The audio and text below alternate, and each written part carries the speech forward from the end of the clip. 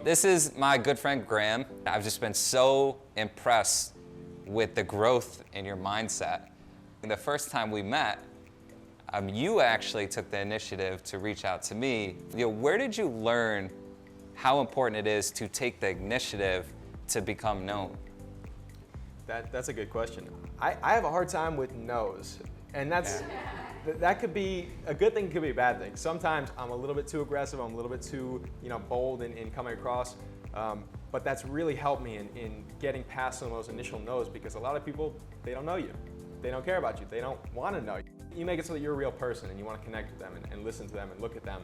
And they're like, okay, well, maybe I'll give this guy the time of day. So I couldn't tell you where I learned it, but I'm happy I did.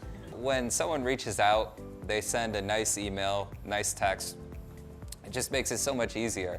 Like, I mean, when I used to post this internship on Indeed, keep in mind, this is 2020 where people are just like craving for something to do. And you get like 20, 40, 60, I don't even remember how many resumes, but it's a lot. And like, I hate looking at resumes. So I literally would just send everybody the same message, and based on how they would respond, that's how I would set up a call with them. And when you just send an email right away, it just makes it so much easier. So I think that's really important. When you take initiative, you're gonna start getting more opportunities in your life, whether it's with your business or in your personal life. 100%. So we've been friends for 2 years now. What is the main thing that you've learned? Maybe not from me, but just from being around this atmosphere. We've touched on it tonight, but it's really just getting in the right rooms. Some of the people I've been grateful enough to have met through Brandon, it steps you up.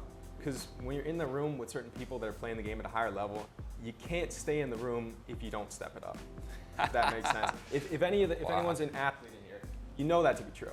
When you play with other people on the court or other people on the field that are so much better than you, you not only have to have a lot of respect for them, or don't, you can do whatever and then you play a bad game, but you have to have so much respect and you have to step it up, even if you end up losing or whatnot. So it's so powerful, and there's just something that happens when you get in that room where you see Dylan, speaking in schools, and I want to speak in schools. That's something I want to do.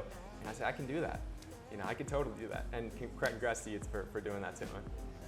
So Yeah. So you are one of the most improved speakers that I've been honored to know, just be friends with, but also to work with. What are some things that people can do to work on their speaking skills? That's a good one. I used to smoke a lot of weed. I did, and I probably shouldn't be saying that on camera, but I did. I used to smoke a lot of weed, and I didn't realize that I was so, and I have nothing wrong with weed, so I didn't realize that made me really monotone. I had no vocal variety. I couldn't express myself at all. I mumbled all the time. I was so closed off. I wore glasses, And it took my first public speaking teacher in my freshman year of college. He would always tell me to speak up, and he just kept hammering me. And I respected him so much. And then I got up there, I spoke. I did a decent job, but he comes up to me after. He said, I want to see you do 10 times better on your next speech, because I know you can do it. And I was like, oh, shit. So I come to that next speech, crush it. And I fell in love with public speaking after that. Because what I learned is that if you can speak in front of people, you communicate on a one-on-one level with ease. And I'm telling you, with ease. It makes it so much easier, and it's amazing. Yeah, I honestly, at the speaker school finale, Graham had me dying. I was like, dude, how did you start tying humor into your speaking? And he's like, you thought that was funny? I was like, yeah. So impressed with this guy. Stay in touch with him. How could they find you? Yeah, so it's just my name, in case you guys saw any Instagram posts or whatnot. Graham, like Graham Cracker, last name Meglino.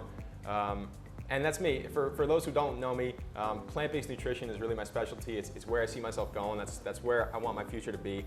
Just because I believe the future of eating is plant-based. I want to help athletes because I think there's a lot of misinformation in that space, and I want to help battle the obesity epidemic because I know that's very real in this country. So plant-based eating, whatever I do to take a step in the right direction for making plant-based eating more accessible, that's my game. So that's me. If you guys want to follow me, I appreciate your time, really.